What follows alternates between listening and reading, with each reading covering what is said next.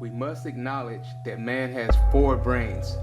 Having this knowledge is essential to understanding ourselves and, most importantly, fixing ourselves. Peace, family. This is the Metu Natir Decoded. So today, family, we're going to briefly discuss the 4 brain hemispheres and build a little bit on the first most primitive brain, the reptilian brain. In Heru Maa Amen-Ra's book, Ab Volume 1, Heal and Enhance Your Brain, it states that when we admonish someone who's not thinking straight to use their brain, we are not aware of the fact that they are doing just that. Which one are they using is the real issue. It further states that 2 of these brains belong to the animal kingdom. They are the reptilian and the mammalian brain in man. Let us note that the reptilian in man is called the reptilian because it is the brain that makes up the major part of the brain in reptiles, amphibians, fish, and birds. It is also known as the reticular or the R complex. Now, this part of our brain appeared in the evolutionary timeline long before the arrival of the other 3 brains about 500 million years ago.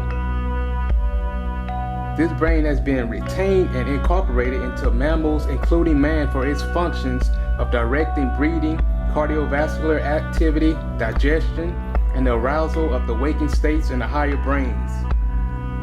So over the years, man has inherited the behaviors that control reptiles, fish, birds, and amphibians. The reptilian brain is the most primitive of all the brains. Fight, feed, flee, and fornicate is what it's all about. Now you have to realize this behavior that characterizes the reptilian brain is automatism. Basically, unthinking programmed actions and reactions, i.e. drive to physical preservation, which includes feeding, mating, aggression, defense, fight, flight, predatory hunting, inability to change, and ritualistic body language. Think about that. Ritualistic body language. So the serpent, Apep, is the arch enemy of Ra, which is the divine spirit in man and in God. People fail to raise above the animals in them because they have not yet brought forth the information that must be programmed in the prefrontal lobes. Now, the prefrontal lobes are part of the 4th most complex brain hemispheres with another video. So the animal brains are energy processors that are programmed by nature, and the neocortex and frontal lobes are information processors that must be programmed by man himself. Now, as I stated in my last video, the only thing that separates man from God is self-ignorance. Segregated left brain thinking negatively affects the man that has not transcended its limitations. Be it the left hemisphere of the brain is limited to thinking logical and separative. One must cultivate the incarnated self, the divine God which dwells within the higher realms of the spirit, to live by truth, the laws that have been planted within the upper regions of the brain.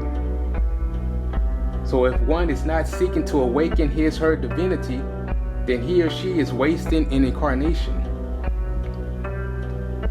And Ancient Kamitic literature stated that I was alone, not born were they. I brought forth my name into my mouth. That is a word of power. And I, even I, came into existence in the forms of the things which came into existence, and I came in the forms of the Creator. Now we must know that we are all gods, spirit, consciousness, and will, living in flesh, sharing the human experience. So today, family, we briefly build on the man's first. The more we go in on different purposes and responsibilities of each brain, the more clear the importance of knowing this will become. So in closing, remember that we live in a world of darkness and ignorance of our true self.